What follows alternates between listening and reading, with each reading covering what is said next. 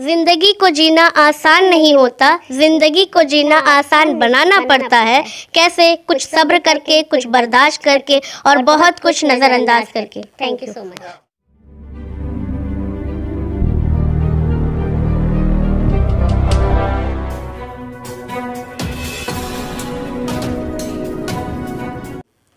नाज़रीन, हिंदुस्तान चैनल में आपका खैर मकदम है। आइए बात कराते हैं जो MBBS की पढ़ाई कर रहे हैं साइन हॉस्पिटल में। तो बताएंगे कि आप क्या पढ़ी हैं? Sir, I am from Sion hospital, I am doing MBBS। आपकी एज क्या है? I am 25 year old. आपका नाम? My name is Zubaida, Idrisi Zubaida. तो आपकी हाइट की वजह से कुछ तकलीफ वगैरह आती है क्या पढ़ाई वगैरह में कुछ? नहीं, हमारे हाइट का कोई इशू नहीं रहा है। हमने कभी अपने हाइट को नहीं देखा। हमने सोचा कि हमारे डैडी का ये कहना है कि अगर आप में कुछ इन्फीरियरिटी है, यानी आप में कुछ अगर प्रॉब्लम है, तो अल्लाह उसके लिए ज़रिया बनाया है कि आपको इससे बेहतर नवाजेगा।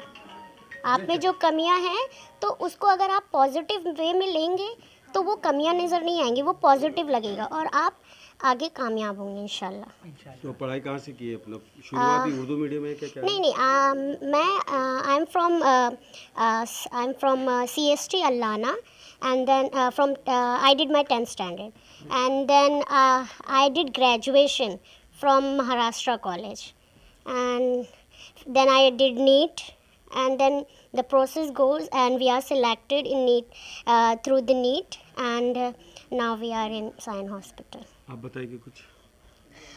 मेरा नाम इदरीसी हुमैरा है और मैं 3rd ईयर MBBS स्टूडेंट हूँ फ्रॉम नायर हॉस्पिटल। और मैं बहुत खुश हूँ कि मुझे इतना प्रेस्टिजियस कॉलेज मिला है, गवर्नमेंटेड कॉलेज, और मैं उसमें बहुत अच्छा परफॉर्म करने की कोशिश करती हूँ, लोगों से बीट करने की कोशिश करती हूँ। समहाउ क्या होता है कि डिफ़िकल्टीज़ आती हैं पर तुमको फेस करना होता है। कहीं निगलेजेंस तुमको नज़रअंदाज भी कर जाता है, बट आपको ही ओवरकम करना होता है कि तुमको ही समझना होगा कि आपको कैसे और बेटर परफॉर्म करना है। और इंशाल्लाह हम लोग PG भी करेंगे।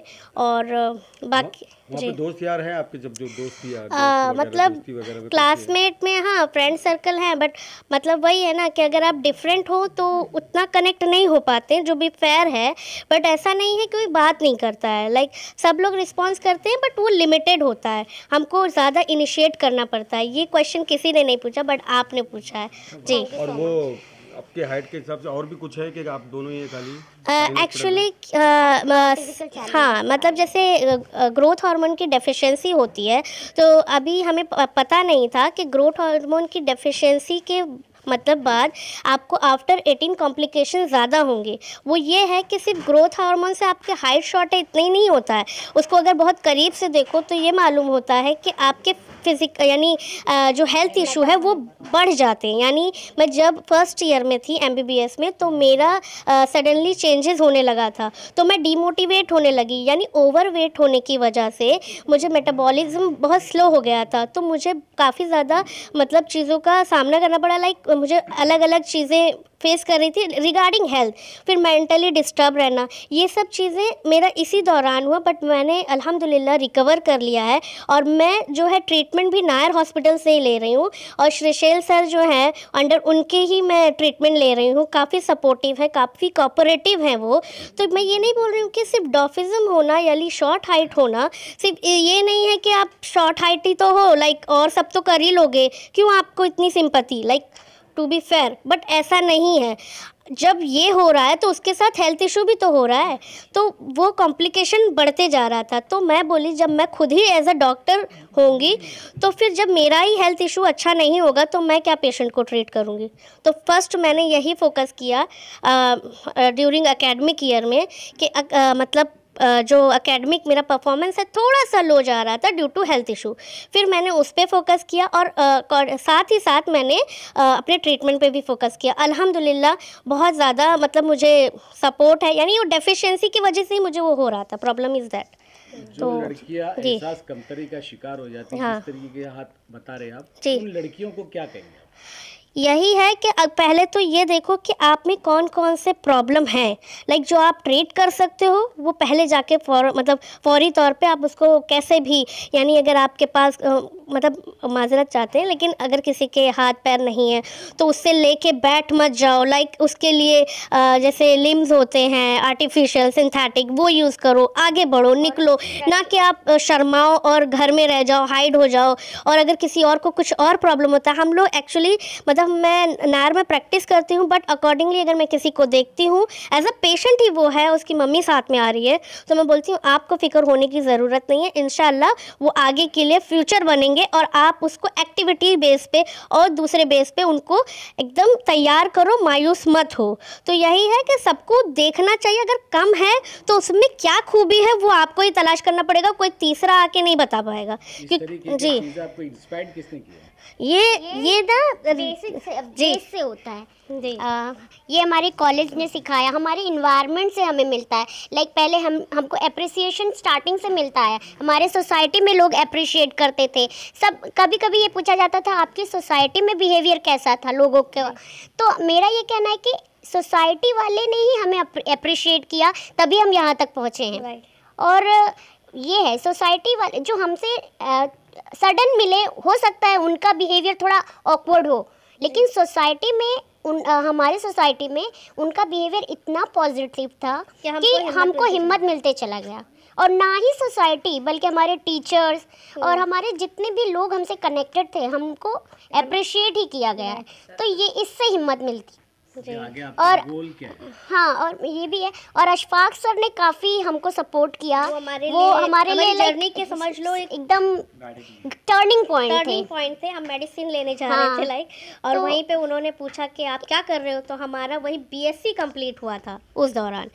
तो वही अब हम क्या कहते हैं, उसके सडन बाद क्या लॉकडाउन लग गया, तो फिर हम लोग प्रिपरेशन करने लगे। लॉकडाउन में सब इंजॉय कर रहे थे या तो डिप्रेस थे, यही 2 वजह थी, बट हम लोग कुछ नहीं कर सकते थे, तो हम लोग ऑनलाइन प्रिपरेशन कर रहे थे, यही।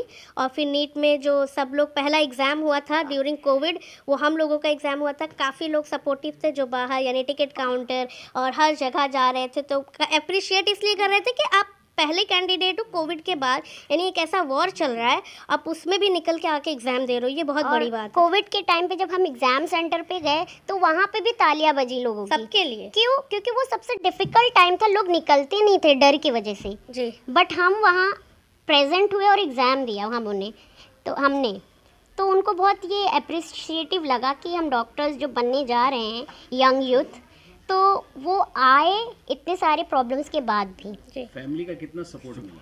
सर फैमिली का तो टोटल सपोर्ट रहा। Without their support we are nothing. सही बात। मतलब उनके लिए अल्फाज कम है, उनके लिए कोई अल्फाज एकदम बेमायनी रहेगा, ये ऐसा सा है, समझ लो। कोविड के टाइम डैडी का ऐसा हालत था कि जो भी डॉक्टर मिल रहे थे ना, कंसल्ट करना पड़ रहा था, क्योंकि ऐसा सिचुएशन था कि और बहुत ज़्यादा हर एक इंसान बहुत डिप्रेस हो रहा था। तो मैंने बोला आप ना थोड़ा सा न्यूज़ वगैरह कम देखो, क्योंकि डिप्रेस हो रहे हो, जाहिर सी बात है। फिर उसकी वजह से वो ज़्यादा फिर हमने कई डॉक्टर को बदले, फिर भी आराम नहीं हुआ। फिर एक डॉक्टर अल्लाह के करम से मिल गए, तो वो बहुत चैलेंजिंग था। यानी ये सब भी फेस किया, ऐसा नहीं होता है कि जस्ट पढ़ाई, बहुत सारे सिचुएशन होते हैं ऊपर नीचे, लाइक हमको देखना होता है। बस यही बोल देना सक्सेस मिल गया, ये ऐसे नहीं मिलता है, बहुत उसमें मेहनत लगती है। और फिज़िकल चैलेंजिंग में ये भी है कि एग्ज़ाम जो होता है फिज़िकल चैलेंजिंग में, जिनको डिफ़िकल्टीज़ है उनको बढ़ चढ़ कर हिस्सा लेना चाहिए और ऐसे कॉम्पिटिटिव एग्ज़ाम देना चाहिए और सोसाइटी को भी सपोर्ट करना चाहिए। अगर वो हिम्मत करेंगे तो वो भी अपने आप को हाइड करके नहीं रखेंगे। इसके एग्ज़ाम में बैठने के लिए कुछ सहूलियात भी होती है, को भी आगे बढ़ चढ़ के उनको हिम्मत देना चाहिए। अल्हम्दुलिल्लाह हम लोगों को तो सोसाइटी में ये सारी चीज़ें फेस नहीं करनी पड़ी।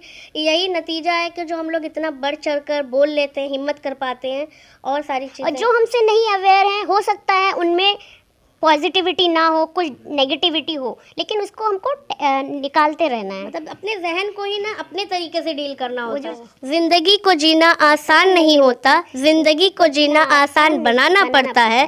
कैसे? कुछ सब्र करके, कुछ बर्दाश्त करके और बहुत कुछ नज़रअंदाज करके।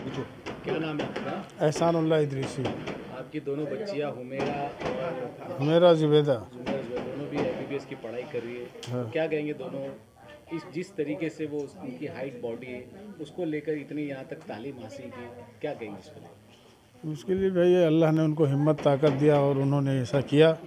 बाकी हम लोग की क्या औकात है, बस ये अल्लाह ने जो किया वो हुआ। कहीं ना कहीं आपको ऐसा लगा नहीं कि मेरी दोनों बच्चियां ऐसी हैं, कहीं आपको कहीं इसमें लगा? ऐसा तो कुछ नहीं लगा, बस हमको यही हिम्मत लगा कि जब ये सब पूरा क्लास टॉप मार रही हैं तो ये आगे भी आम जैसा सब कर सकती हैं। उसी पे हिम्मत जुटते गए, हम कराते गए। अस्सलाम वालेकुम। सर, हमारी बेटियां बहुत हिम्मत वाली हैं और हम भी इतने ज़्यादा पढ़े लिखे नहीं हैं, ना हमारे हस्बैंड इतने ज़्यादा पढ़े लिखे हैं, लेकिन हम दोनों का ये सपना था कि हमारे बच्चे यानी कि हमारी बेटियां नहीं, हमारे बेटे और बेटियां सब पढ़ लिख के मतलब हम जैसे मुश्किलों से जैसे गुजरना पड़ा, हमारे बच्चों को ना गुजरना पड़े। इसके लिए हमारे पास कुछ हो ना हो, लेकिन हम अपने बच्चों को यहाँ तक दोनों बच्चियों के एमबीबीएस पढ़ाने में क्या तकलीफ है? फाइनेंशियल कंडीशन कैसे रही, क्या? फाइनेंशियल कंडीशन तो सही नहीं था सर, लेकिन अल्लाह बहुत बड़ा है और हमारे बच्चों की हिम्मत में हमारे बच्चे ने बहुत मेहनत की और डिग्री के बाद उनके डैडी ने कहा कि बेटा एक बार हमारे कहने पे आप नीट की तैयारी करो, इंशाअल्लाह इस बार मेरा दिल कहता है कि आप निकल जाओगी। फिर हाँ एलन से बोले मम्मी क्लासेस ज्वाइन करवाइए, हमने क्लासेस ज्वाइन करवाया। उसके बाद उसी साल हमारी दोनों बच्चियों ने नीट की तैयारी की और उसमें निकल गई और एमबीबीएस में एडमिशन मिला, मेरिट में आ गया इन लोग का नाम। अल्हम्दुलिल्लाह हमारी बच्चियां अच्छे से कर रही हैं और अच्छे से पढ़ रही हैं। हमें बस और कुछ नहीं चाहिए, इनकी तालीम पूरी मुकम्मल हो जाए और ये अपने पैरों पे खड़े हो जाए, किसी की मोहताज ना रहें अल्लाह के सिवा। बस फीलिंग्स वगैरह कुछ ऐसी महसूस होती है आपको? महसूस तो होगी क्योंकि माँ हूँ, तो इसीलिए चाहती हूँ कि हमारी बच्चियों को कोई चीज़ की कमी ना दे। अल्लाह ताला अपना मोहताज रखे, किसी इंसान का मोहताज न रखे और अपने भाई बहनों में खुश रहें।